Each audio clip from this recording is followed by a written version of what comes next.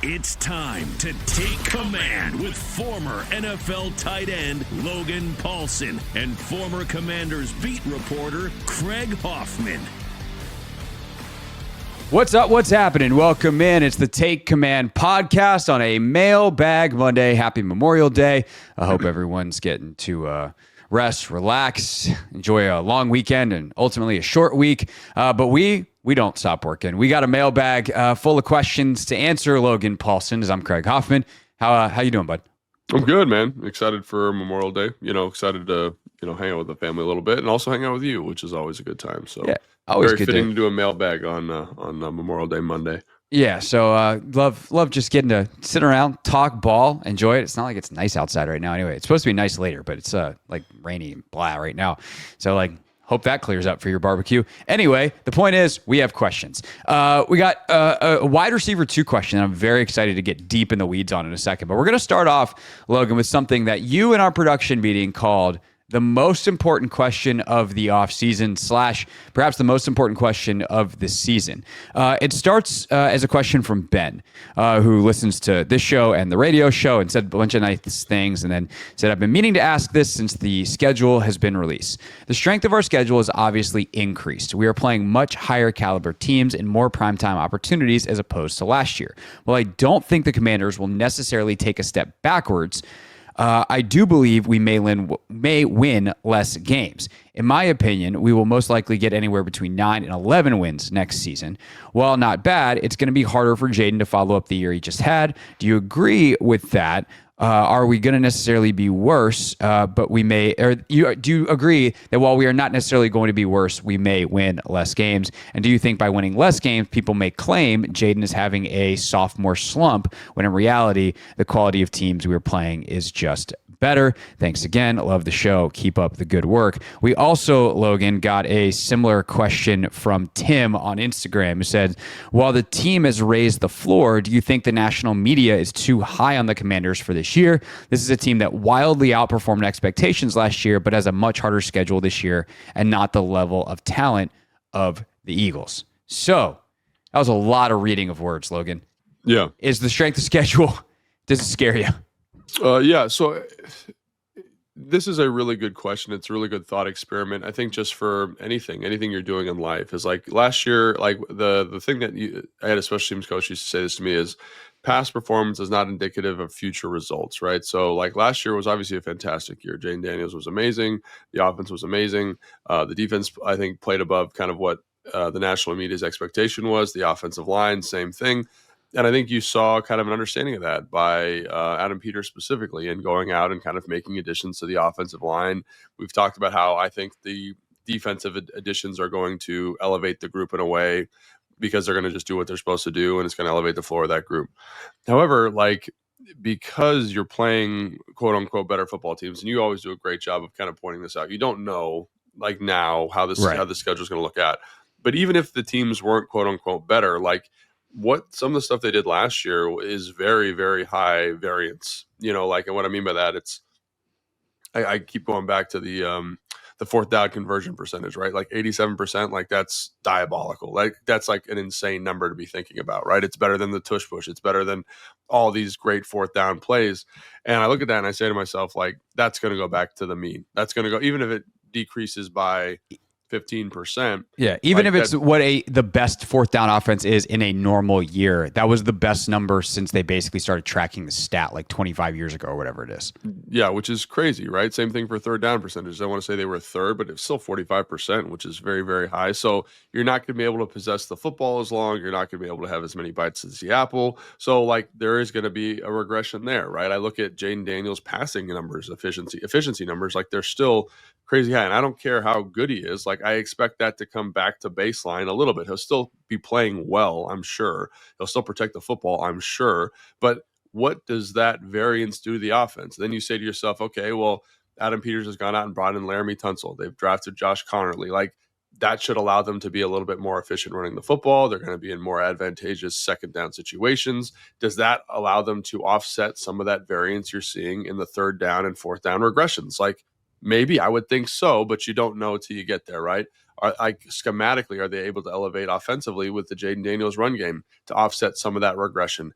Is Deebo Samuel's ability to create explosive plays on his own ability to going to offset that regression? Like, so those are the types of questions that I've been kicking around for weeks now, and I don't really have a great answer because, again, they got to go out and play the games. And I'm sure that one of the reasons Adam Peters was so aggressive with some of this stuff is because he understands that, right? I think Dan Quinn understands that. You need to get a more talented team to help offset some of these higher variance statistics, right? Can we be more consistent on first down? Like, that's a very rock solid statistic. Can we be more consistent on second down? Those metrics tend to be more consistent from a mathematical standpoint. So that's where I'm looking at this offseason specifically is like, yes, strength of schedule has improved. How do you make sure that you're still an effective football team? It's when these other metrics regress, can we improve in other areas? Can we improve in explosive play percentage? I think they've taken steps to do that. It just depends on how much they're able to actualize that, I guess, is the thing that I keep coming back to. And I don't have a great answer because I haven't seen them play yet. I haven't seen them practice. We won't see that till Wednesday. But that's what I think the strength of schedule question is so interesting. The Jayden Daniels regression question is so interesting because, yes, there will be a regression in some of these statistics, right? But does that mean he's playing any worse than he was last year? Probably not. But it might express itself as this sophomore slump, which I think is kind of tough for fans to understand. Like, even though he's playing well, it might not be as well mathematically as it was last year, which I think is the thing I'm having a hard time negotiating. Yeah, let me try to unpack that more, because when you say it like that and you try to, like, if you say that sentence out loud, it kind of makes no sense. It's like, he could be playing as well, but he won't be playing as well. And it's like, what? Yes, How does that work?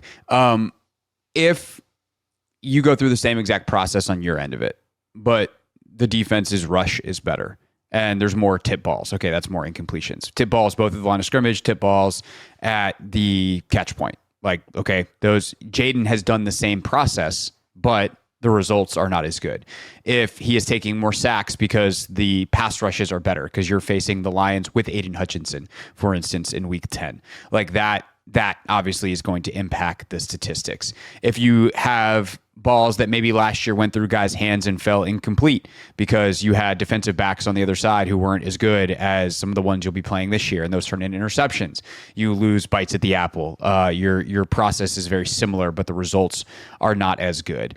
And those types of things obviously are very dependent on, like, the opportunities that you present the other team to make plays and their ability to convert on them. That's what makes good football players, is they convert on their opportunities. By the same token, they brought in guys to help raise what's going on here. And Jayden, hopefully with another, yes, the league will have film on him, but he also has film on the league. And I'm sure they're spending some time anticipating what some of the changes might be. To me, this is like one of the advantages of having a defensive head coach, where there's a ton of advantages for continuity's sake to having an offensive head coach. If I'm Dan Quinn, I'm having a lot of meetings with Cliff this offseason being like, if I was trying to stop you based off what we did last year, here are some of the things. Let's be prepared to have our curveball ready to go. Let's have plan B ready to go. So, like, how does that process go? How smooth is it to get to the other things? How big is the bag that they have? Because obviously they were able to stay within a bag that Jayden performed really well at last year. Then you add in the personnel on this side of it. He's running for his life at times last year because Brandon Coleman, as he gets banged up later in the year, his performance falls off. Now that's Laramie Tunsil. Sweet. That is better. The run game just died in the second half of last year from injuries and whatever else. And maybe this year it's better. Maybe this year it's worse. Who knows? Like, you face better run defenses, for instance. So there's just a lot of stuff that is circumstantial. Like, this is why football is so hard. Basketball, there's just less people on the floor. Baseball, it's all these individual things. That's why the statistical revolution in baseball was so dramatic, was because every single pitch in a lot of ways is as isolated of an incident as you can have in sports. And so there's just too many factors to try to guess intelligently. And the second you figure something out, a coach makes an adjustment, a guy gets hurt, like, these things change. And so that's hopefully, I think, at least at the beginning of that ramble, I answered the how do you play better or the same and also play worse at the same time question. But I think when you get into some of these variables and the variance of it all and some things that go your way, like, I think there's a lot of things where the Commanders can keep the pressure on and still be very, very good at a lot of the high variance things that were super high last year. But statistical, regression, math, averages, science says that eventually they're going to come back down to earth in some of those areas. Yeah, and I think the thing that you called attention to there, which I think is great, is the schematic element. Obviously, like on paper, you've made these additions with certain people, right? And Laramie Tunsil's better than Brandon Coleman, right? And Brandon Coleman moving to guard makes the offensive line better. And you can kind of do that math, but also I think like seeing what Cliff did and seeing what Joe Witt Jr. did and seeing what he could do with more consistent pieces in the defense, like again, I think there's going to be an improvement there. I think the offense will be better. I think the defense will be better. I think the question is like how much you're going to see that in terms of wins and losses. Like because again, you're playing better quarterbacks, you're playing better defensive coordinators. Like I think about the Minnesota Vikings and how befuddling that defense has been to top flight quarterbacks over the course of the last 2 years. Right. So I look at since Forrest has been there really. And I think to myself, like, how do you handle that? Like, again, this offense that Cliff has presented is befuddling. And I think at Jayden Daniels and his ability and what he did in the playoff game and how sharp he looked. And I know they lost the game, but like how that moment wasn't too big from him. Like, I just think like as a player, it's really hard to be up for 17 weeks of football. It's really, really challenging to do that.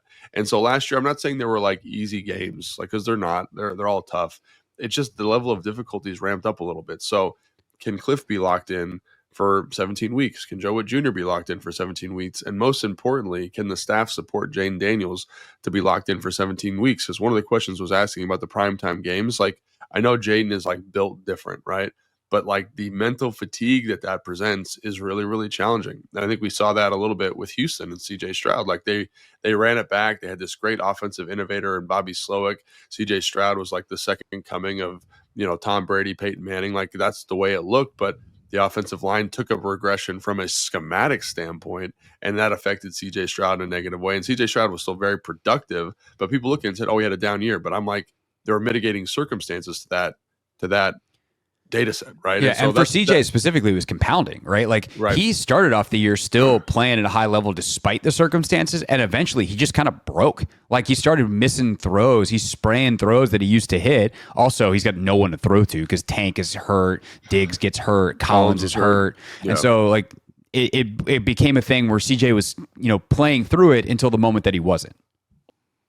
Yeah, I think that's that again, and that's the thing is like, and I don't think anybody thought that Bobby Slowick was going to take a regression like that in terms of schematically elevating the way he did the year prior.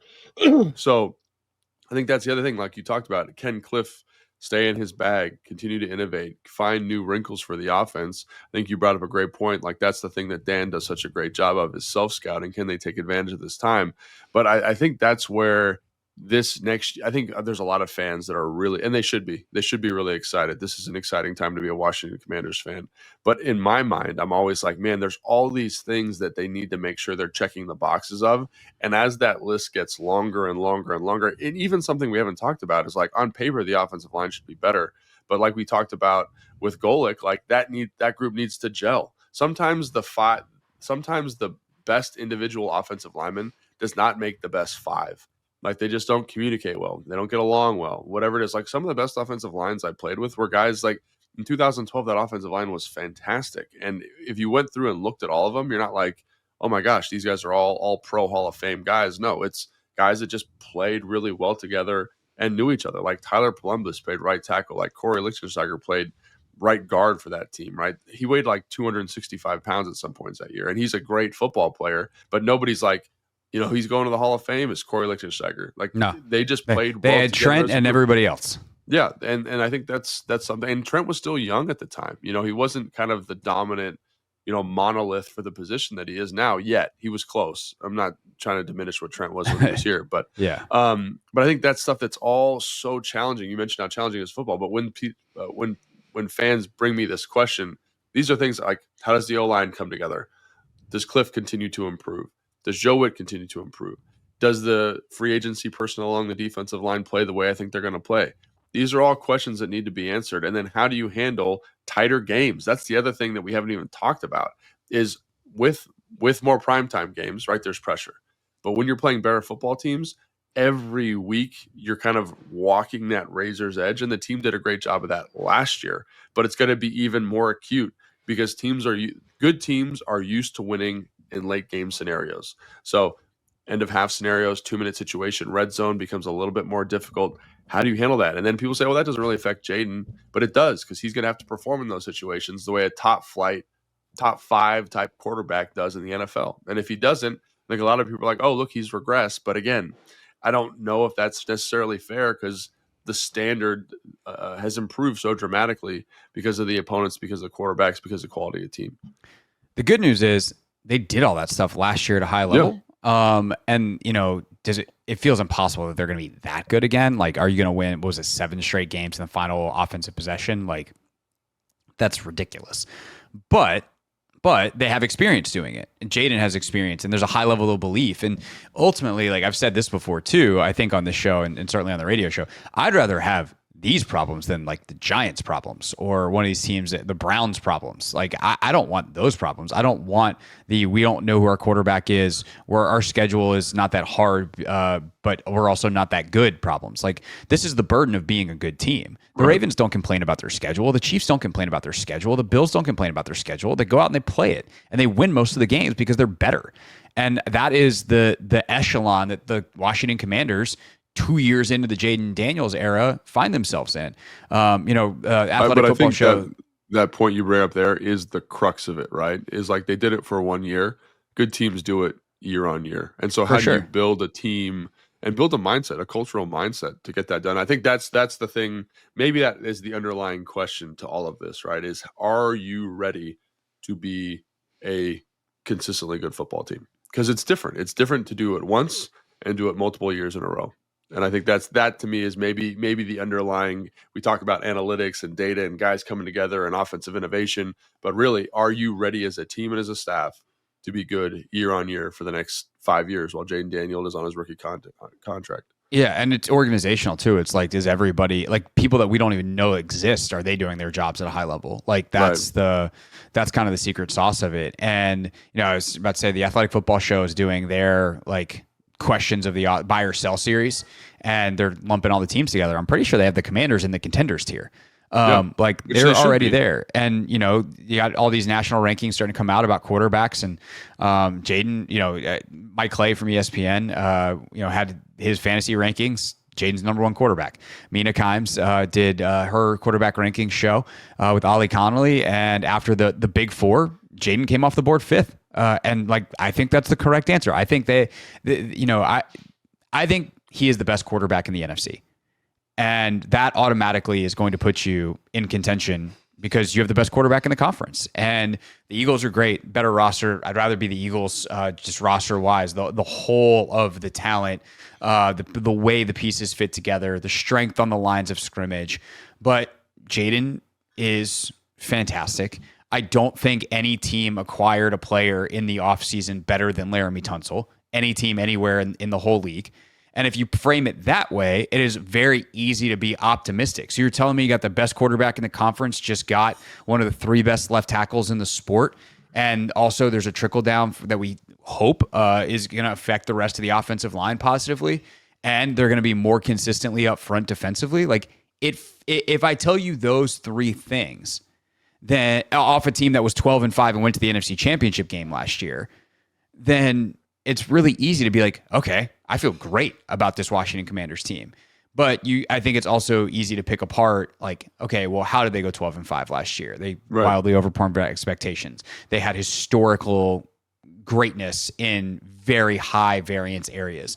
Like, there's a lot of ways you can pick it apart. And that is, I think, more than anything else, Logan, like, that's May in the NFL. Unless you are a team that is DOA, where you're just like, our roster is not good enough at all. There's no real hope that our quarterback is good. And so, like, basically, sorry, Cleveland, it's kind of the Browns, right? There is almost no scenario where you look at the Cleveland Browns in 2025 and they're good. Right. And, okay. But, like, the Titans even are looking at Cam Ward and they're like, what if he's Jayden Daniels? Right. Like, every other team in the league, if you squint hard enough, you could see how it goes sideways and how it goes great. And it's just playing the percentages in terms of, if you're betting on the over-unders of which way you think it's going to go. But I think that this is a great point that you brought up, maybe by accident. But I think you look at the teams in the NFL that have, like, the guys, you look at your Josh Allen's, you look at your Lamar Jacksons, you look at your Patrick Mahomes, you look at your Joe Burrows, right? The big four, like they're going to be good. They're going to find a way to be good, especially if Cincinnati gets the defense fixed, right? And so I think maybe that is maybe, we talked about, is the team ready to be consistently good? Is Jayden Daniels ready to be that guy? Because we talk about Josh Allen all the time. We talk about Joe Burrow too. Like it took those guys a couple years to kind of figure it out. Josh Allen was a 3-year cycle. Lamar was kind of like that year and a half kind of learning curve.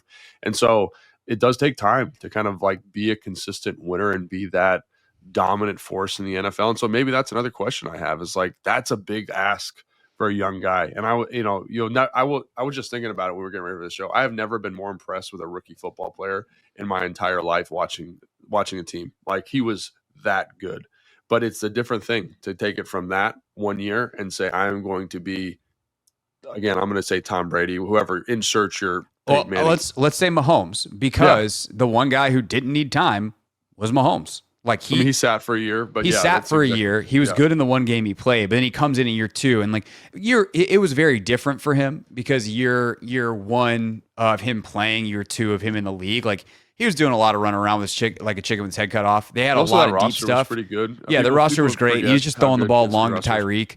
Like it's going great for him. And then he has become this like supercomputer, just dice you all over the place. The offense is way more structured now. So he's evolved as a player. And Jayden had stretches like that last year where he's just making stuff up, making it happen, Sandlot style. Incredible. Like again, like we said, like there's nobody, like we love him, and there's nobody better, right? In terms of like rookie performance, but it's a different level to go and be, I'm consistently this guy now. I'm the guy that's going to make $70 million in 5 years. Like it's a different ball of wax. And so I think, is the team ready?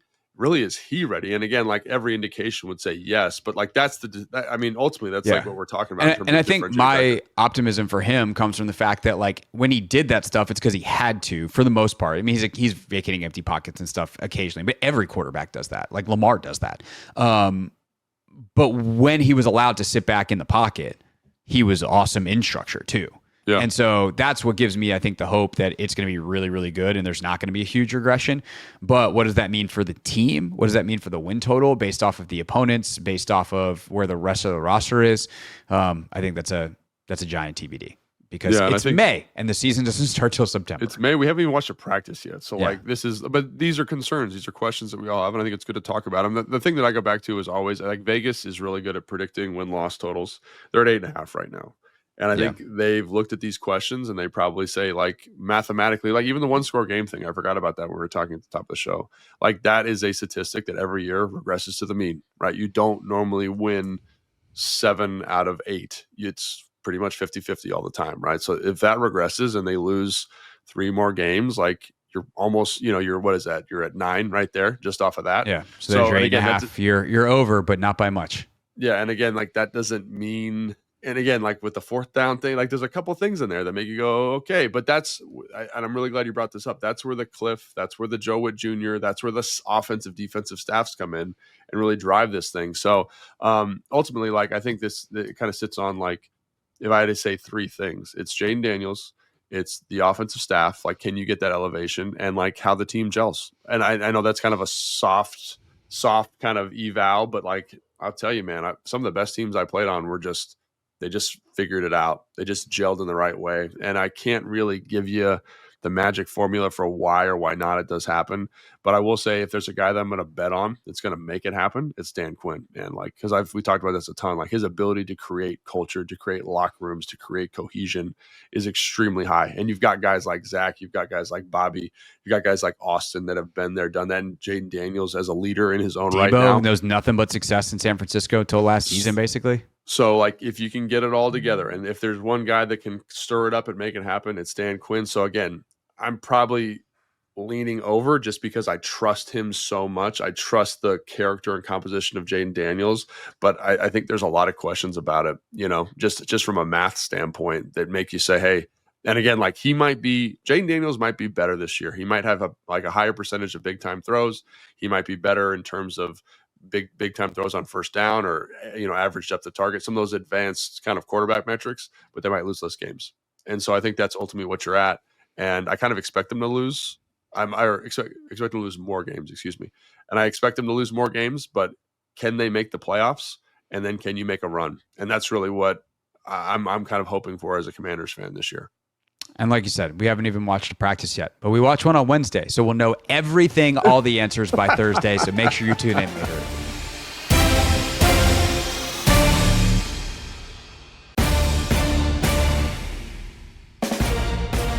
Take Command Podcast Mailbag Edition, marching on. Logan Paulson there, Craig Hoffman here. And our next question comes from Justin.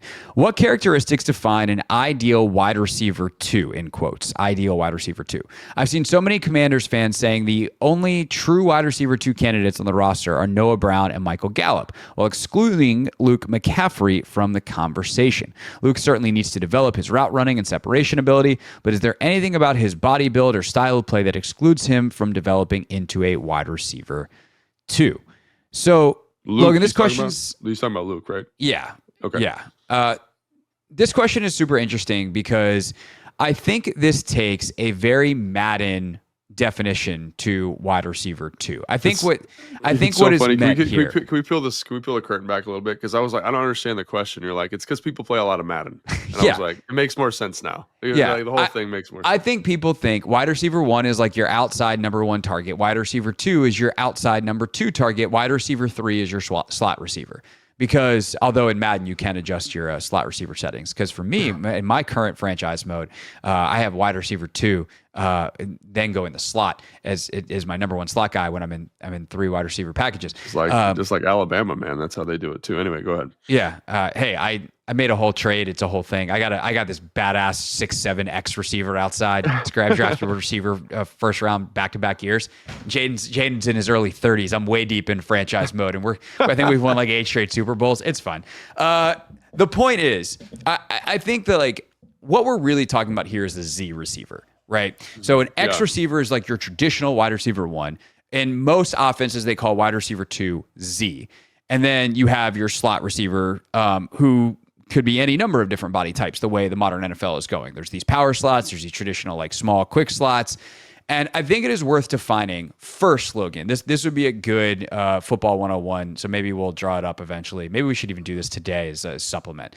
So dig off the tablet. And if there's not one on YouTube, then sorry, we didn't wind up doing it. But what is an X receiver? Let's start there. Just like definitionally, when you draw it up, what is an X receiver before we even get into the characteristics? So, obviously, like by the rules of football, you need to have 7 people on the line of scrimmage. So, like if you go back 10 years, 15 years, 20 years, it's, your tight end's on the ball, you have your 5 offensive linemen, and then you need to pick 1 receiver to be on the ball. And usually that's your X receiver. And so what kind of issues do they have? And usually the X receiver is by themselves isolated. So think about, again, you got to think 20 years ago, right? When you're in the I formation, right? You've got 1 receiver on the left, you got a tight end and a Z receiver on the right. So just by being doubled up to that side, you're going to get different coverage structures. You're going to get off more because the Z receiver is off the ball. He has more space to work and do his route as opposed to the X, which is playing like isolation basketball, right? They're going to see a lot more press. They're going to get more opportunities in one-on-one coverage. Like that is the difference, right? In terms of like, you got to kind of peel it back, right? To kind of that pro style, from the dot kind of offense, right? Right. So the X is on the line, the Z is off the ball. Typically there's a tight end, but that can also, in the way modern offenses work, sometimes the slot is the guy on the ball and the tight end is lining up off the ball on the same side or opposite the X receiver. Like there's a million different ways it can go, but definitionally the X is on the ball, the Z is off the ball. On the ball away from the tight end is usually how you would define that. And again, like if you think about it from that context, it makes sense why you need like a freaking horse out there, right? Because you're going to get one-on-ones. And if you can get one-on-ones, you need that guy to win. And you're going to get more man coverage to that because they're isolated over there by themselves. That guy needs to be an absolute horse. Again, that's if you go back 20 years. Now, people are not in pro formation like the I formation that much anymore. Like you said, there's a receiver to your side, right? We're in 11 personnel more. So you've got the X, the F, which is kind of the adjuster in the offense and the slot. You've got the Y and you got the Z. And so because of this kind of shift towards a more heavy passing game, to me, very few offenses in the NFL operate with like a true X anymore. There are offenses that do it. Like I think about Pittsburgh with Pickens, like because they run the ball so much, that X is on the ball out there for them. He's the kind of their isolation basketball player he was before he got traded. But if you think about LA, for example, they don't really have a true X or a true Z. They do a good job of like getting those guys off the ball. At the time it was Cooper Kupp and Puka Nacua and moving around the formation. And when you look at the Commanders, like obviously there's an X and it's Terry McLaurin, but in terms of their Z and the Z skill set, I'm not sure if there's one that's like clearly defined because of how they use Zach, because of how they use Terry, because of how they use Austin. It really is just kind of a guy that you feel comfortable enough to, again, play off the ball and run certain route trees. So like digs, corners, posts, right? Like that's really what it boils down to. Can you block on the perimeter for a screen? So when it comes to like a Z skill set in this offense, it's a little bit different than what you'd say like a traditional Z would be, if that makes sense, I guess. Yeah, they need to be, in some ways, some of the skills of a traditional X. Like, you're letting Terry do a lot of different stuff. And like Noah Brown, he's running a lot of comebacks. He's running a lot of digs. He's running some of those posts. And they're not always to run posts for the sake of like, hey, we're going to throw you the deep one on the post. It's like, we need you to clear out. So do you have the horsepower to get down the field and carry defenders with you to clear space underneath for Zach Ertz? Because if we're talking about like who's target to in this offense, it's Zach. Like Terry's the primary guy who they're trying to get the ball to. Zach is the next most frequent guy because obviously depending on the situation, he could be the number one target. And then it's kind of like, what else do you need? And so that to me, from a definition standpoint of like wide receiver 2, yes, Gallup has played on the outside and his traditional like speed, that is very helpful in that role for sure. And then you also have Noah, who's like the big physical guy. And like, again, Noah's built like an X in a lot of ways. He's the big he played a little bit guy. of X, like kind of that X role, like when Terry was moving around a little bit, like he's big enough to do that. So that's why he's a valuable resource. And then you have Luke, who is a bigger guy, but has played in the slot mostly in college and, moved around somewhat. Like Luke kind of lined up everywhere last year. Yeah. And in fact, Logan, while you talk about what Luke can be and the idea of him playing outside and whatever, I'll look up his alignments for last year. I'm going to take a slight digression while Craig's looking this stuff up. Like, I also think Deebo Samuel is a fine too. You know what I mean? Like in the sense that like when you watch him in San Francisco, like he's running Z receiver type stuff. And people say, what do you mean by that? I'm saying like he's lined up on the perimeter. Kyle did a good job of like motioning him to spots. The motion keeps the coverage off. He's not a super nuanced route runner versus man-to-man coverage, but he's good enough to win on half of his explosive targets last year were on deep digs, right? The other half are on choice routes from the slot. So I think that's the other thing, man. Like teams are getting so good at moving guys around the offensive formation to kind of maximize what they do, right? Like, I don't know if I would put Noah Brown in the slot. Like, I don't know if he's got the skill set to do that, but Deebo can do that, right? Deebo can also do a little bit on the perimeter. That gives your offense a little bit more flexibility, right? So, like, when Deebo's on the field, let's say with Luke McCaffrey and Terry, all of a sudden you've got a guy in Luke who can play inside and he can also play outside. And Deebo can do the same thing. So the matchup game becomes a little bit more challenging. That's one of the reasons I go back to LA that like Puka Nacua and Cooper Kupp are so good because they can do a little bit of both, right? So they can move you around to find the best matchup. And ultimately that's what you want. So I think like Gallup's an interesting one because I think he can do both, right? Obviously we'll see where he's at from a health standpoint. But I think ultimately like that's what you're hoping for with Luke because he's big enough and physical enough to win on the perimeter, but he's also got enough kind of feel and route savvy to win from the slot if he continues to develop. And I think that's the big thing with Luke is the developmental arc for him, right? Like where ultimately does he feel most comfortable? Because I think the thing that maybe separates him from a true perimeter player is the raw horsepower, right? Deebo Samuel's got great acceleration, maybe not great top end speed, but great acceleration, great deceleration. Noah Brown, great vertical route tree, right? Gallup, I remember watching him in Dallas, like obviously very explosive vertically, right? And the reason that's important on the perimeter is because you need to get the contour of the defense to back up, right? So that guys like Zach, guys like Austin can win in underneath coverages, right? If I can't push you vertically, everything stays really, really flat. I think it's one of the reasons that, this offseason, Sean in LA has gone out and found some more explosive speed on the perimeter, right? Because you need to get people to back up off of you. And so I think ultimately, like, maybe that would be the one limitation I could see. And I think Luke's a fast guy, so don't get me wrong. But, like, does he have that elite game speed that makes you feel threatened deep when he's on the field?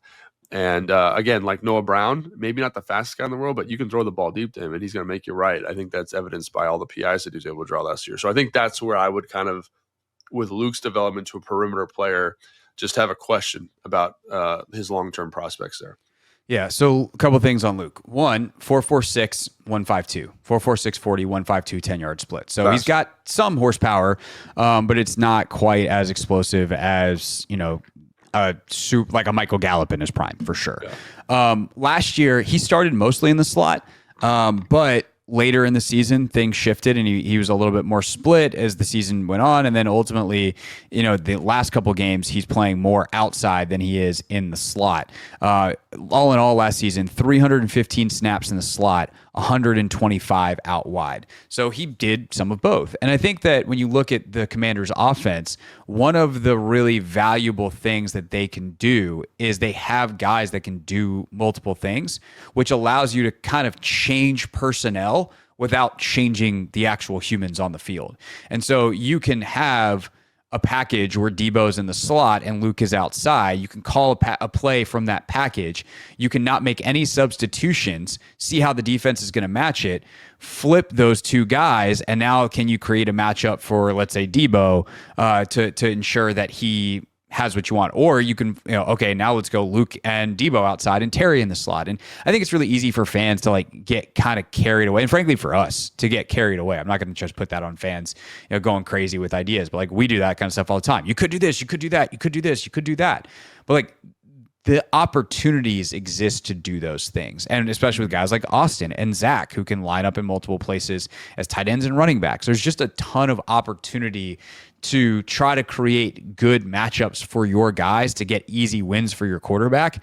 And while you certainly want guys to feel comfortable in a role and kind of be at their best spot, which isn't going to be moving around constantly, there's a fine line and a fine balance of moving around enough to make you not predictable and to make sure you're getting the matchups you want. And sometimes that's going to change week over week, depending on the defense structurally and personnel wise as well.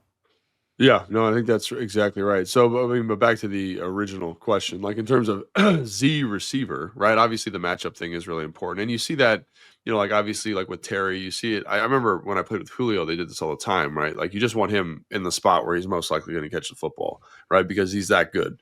And so, that flexibility gives you some more dexterity in getting that done. So I look at, again, San Francisco, the way they use Debo, they found they kind of knew what he was good at.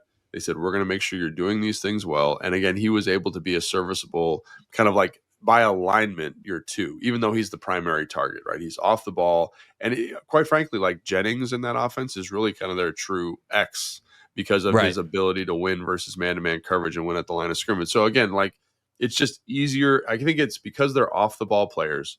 It's just easier to hide some of their deficiencies as route runners, right? That doesn't mean that they're bad route runners.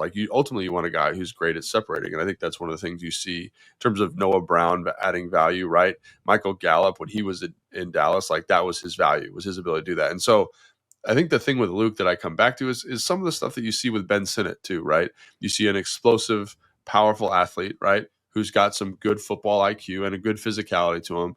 But some of the nuances, and it makes sense for Luke because he's new to the position, some of his top flight ability to separate hasn't really manifested itself yet, right? We talked a little bit about his separation metrics a couple shows ago and how those are somewhat deceiving. Can he refine some of his break work, some of his cut work, some of his stem work? And it's the same stuff with Ben.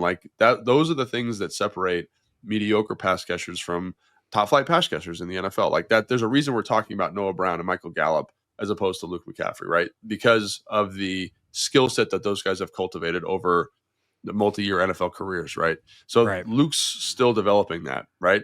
And I do think he can get there. It's just about how much of a jump does he take from last year to this year to be in that conversation as your true two, right? And whether that's Z, X, F, whatever it is, kind of playmaker at that spot. And that's when ultimately, if you hear Adam Peters or other execs in other teams, it's across all of sports saying, "Oh, we're betting on the person." Like the reason you draft Luke McCaffrey at pick 100, or I think it was pick 100, pick 99, at the end of the third round, is because while he may not have that stuff to go, he can develop it, and he's going to put in the work to understand that nuance. Practice it, rep over rep over rep over rep. You know him, you know the work ethic. Like those are the things that you're betting on. Now he's got to do it. It's got to take. It's really hard to do that stuff at an NFL level. So you might never get there, but at least you're going to give it a shot versus a guy who maybe is even a little more athletically gifted, but is always just going to rely on those athletic gifts and isn't going to work the way that you want to ever have that stuff come to reality. Plus, you're also betting on, Luke's football IQ, that he is going to understand the nuances of the position, where he needs to be, timing, things like that, where he can make a contribution on that level too. And he's not going to, run the wrong route half the time or do other silly stuff that gets you in trouble as an offense. And I think that's another important thing to remember is it looks different depending on the player, right? And so as long as the coach understands like what the player does well and how to maximize that, like you can get a productive player with a variety of skill sets. Like I look at Puka Nacua as a great example of this. Like he's not overly fast, right? But he does some of the fundamental stuff really, really well. He catches the football at a very high level. He's competitive in contested catch situations. He gets in and out of his cuts really well. He stays grounded through the catch point. Like he's tough in the run game, which is important in that offense because it allows them to run play action stuff with 11 personnel. And so they've built an offense around that skill set. And in a different offense, like he might not be as effective, right? I think it'll be interesting to see how Cooper Kupp does in his new landing spot in Seattle, right? Because again, like that offense was so curated for what he does well. So with Luke, you can definitely find a way to make it work. He's got to show that he warrants that level of investment, I think is what I will ultimately come back to, right? Because I think, like you said, the athletic floor is there, the football IQ is there, but there's something really challenging and really important, like being on an NFL team, watching NFL practices, like going out there, like as a player, in every spot I went, like you have to earn that right for the staff to give you those touches. And if you're not showing that you're going to earn it, they're going to find someone else who's earned it. And I think that's kind of the tipping point right now for this offseason for Luke is, let's say he goes out and like in 7-on-7, he's open all the time. He's got a great rapport with Jayden Daniels. Like, all right, this is great. Let's see if we can kind of find ways to get him more involved and speak to his skill set more. Oh, he's doing better with that. Let's keep pushing that. And hopefully he becomes the two that we think he can based on the production and based how he's looking in practice. But again, that stuff takes time and it takes a lot of trust to be earned for that player, for the staff. No doubt. And there'd be nothing better than if we know by the end of the 2025 season that Luke can be a 2 and Jalen Lane could be a 3. And then like you're set. You've got, Terry, who's going to get his extension here, hopefully sooner rather than later. And then you've got these 2 young guys on rookie deals for the next couple of years to round out your receiver room. That's awesome. You can go spend money other places. You can spend it on the O-line. You can spend it on a tight end. You can spend it on the defensive side of the ball, obviously. So there's a lot of different stuff that would be great. And obviously, throw Ben Sinnott in there too. You mentioned him in that answer. Like, if he can develop as a former second round pick and you don't even have to spend any more resources on tight end, like you're in a great place. And obviously we're not trying to kick Zach out the door. Zach can stay as long as he wants. As long as he wants. He also, we know that he's on the back 9 at the very least of his career. All right, let's go one more draft pick question from last year to wrap us up here on Take Command.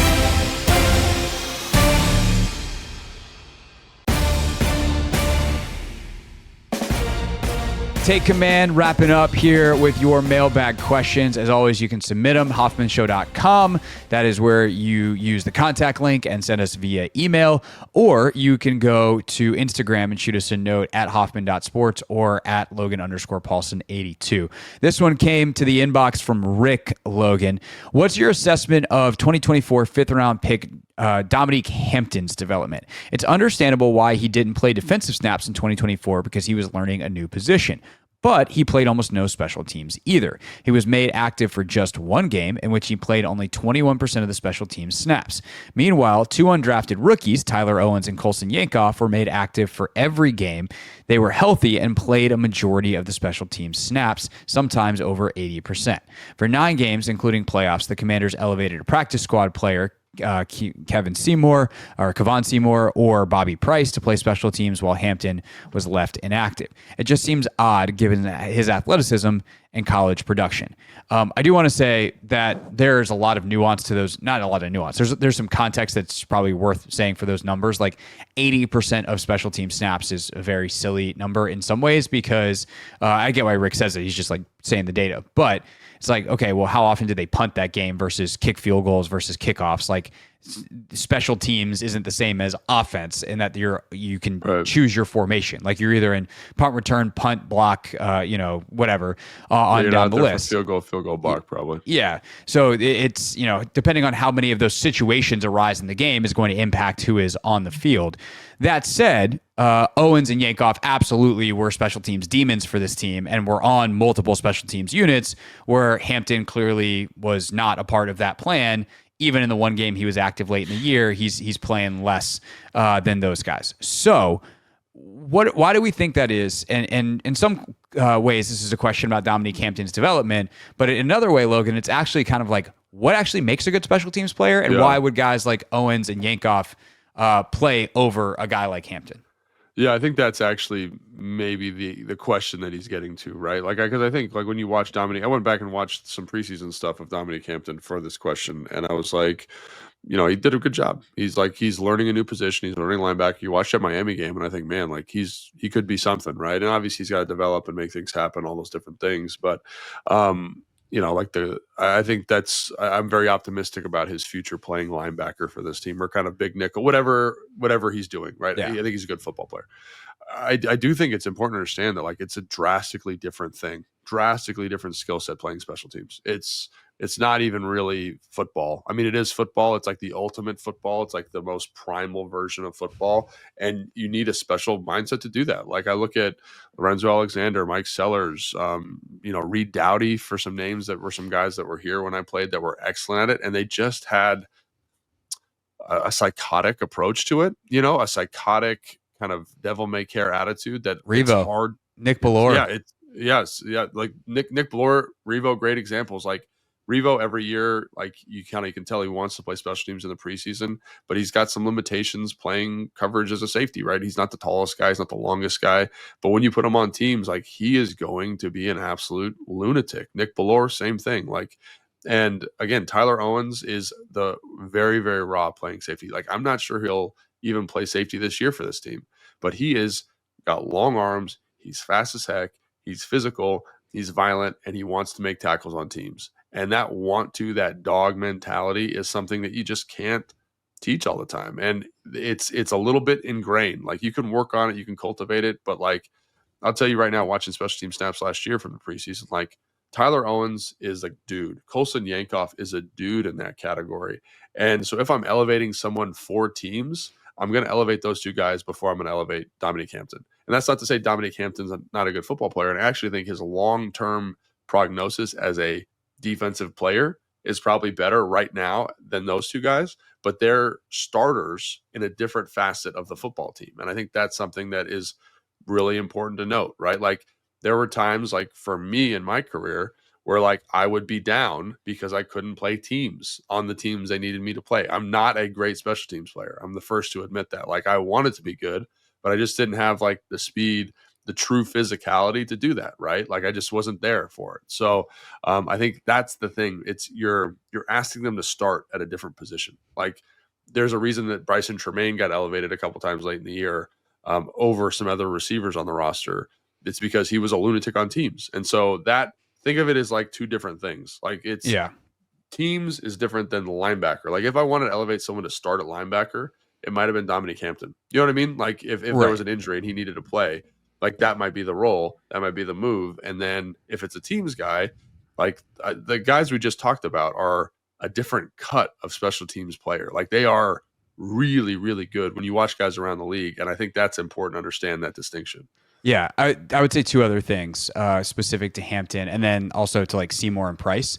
If I'm remembering correctly, a lot of those games, like they needed a corner. So yes, those guys played teams, but they were there because they needed depth at corner. Same thing with Tremaine. Like Tremaine was elevated because they were dinged up at receiver. Like, and you need a guy. And then there was the Yankoff game. Like, I forget who was dinged up, but one of the backup guys was dinged up, and they needed a straight teams player. So he's the next guy on the list. I think Tyler Owens was dinged up, so he's going to fill that role for you because you need a teams guy. So it just depends on the injury situation as well. Right. And so it wasn't necessarily that Seymour or Price were better special teams players than Hampton. That might be true, but it was they needed a corner just in case. And if you're the last corner, you're playing teams. And so, there's some of that as well. When you get more specific to Hampton, though, you also might be limiting what's on his plate, because he's learning so much defensively. Maybe. Do you want to have to teach him whatever he needs to know on teams? I don't know. I don't know Dominique Hampton. I don't know their plan for him. I haven't talked to anybody about it. But I think those are things that when I think about how this staff works and operates, how this franchise works and operates, they're good at understanding what makes people good and also how much to give them. They learned with Jayden they could give more. With certain guys, it's less. And, for Hampton, they might see a really high potential at linebacker, and they don't want to dilute that by having him focus on this other thing. It's like, hey, man, you're basically going to redshirt. You are going to do some stuff here, there in practice, whatever. But your main job is to, one, lift weights in a way that other guys probably aren't lifting weights. Like he probably, in the weight room is doing stuff to turn himself into a linebacker that you typically wouldn't do during a season. And then to learn linebacker. And if that's the case, then that in some ways the explanation could have ended there, but that's not as interesting as saying why Tyler Owens and Colson Yankoff are awesome on special teams. Yeah, and I think again, it's just I think you bring up a great point there. Like depending on like if Jordan McGee's hurt, maybe he's up that week, and maybe he's the backup linebacker, and maybe he's going to play more on teams because McGee played whatever that looks like. You know what I'm saying? And also the other thing that's important to note is special teams coaches have preferences for guys that they want to play. So like I was just talking to one of my clients, and he was like, that he doesn't like safeties playing or non-linebackers, playing on punt coverage. He doesn't like it. So he's going to elevate and look for those guys on game day. He wants linebackers to do that role for that special team. So there are also that element, the bias of the special teams coach. And I keep going back to this, like it's different. It's a different position. You're asking them to do different things. And if you want an absolute dog at that position, they've got a bunch of them here. Like you mentioned, Nick Valora, Reeves, Tyler Owens, Yankoff, Bryson Tremaine when he was here. Obviously, he's not here anymore. He's in Carolina. But those guys were good at special teams in a way that they also had like some of their starting safeties. Quan's running down on kickoff last year. Chin, I think at some points was playing on kickoff. Talking about the bias. Right? Like the bias here seemed to be towards the DBs. Yeah. And so again, like when you're talking about like why is he not playing? Like I just think it's a different position. You're asking him to do something different, and maybe he's better at linebacker. And maybe you said maybe they want him to focus on linebacker or whatever. Maybe he's better at that position. But I think those other guys are just to my eye, going back and watching some of the preseason stuff, are better at playing teams, and there's value, especially if that's why they're up on game day. Like Tyler Owens is there to play teams. Like Reeves is there to play teams. Like that's what they're there for. So if I'm trying to replace them because of an injury, I'm going to get another guy like Yankoff who only is there. I think he's going to be a fine tight end at some point in his career, but his superpower right now is playing special teams. So get him up there to replace your other special teams maven, basically. Right, for sure. All right, that's our show. On Thursday, we will review practice. Again, we'll have all of the answers to everything that has ever been questioned about this team after one singular non-padded practice in late May. That's the show later in the week. Yeah, I'm fine. Finally, the answers we've all been waiting for, definitively with no nuance or gray area. So that's later in the week. Next week, another mailbag. So you can send us your questions, hoffmanshow.com, use the contact link, or you can hit us on Instagram at Logan_Paulson82 and at Hoffman.sports. For Logan, I'm Craig. We'll see you next time. Thanks for watching and listening to Take Command.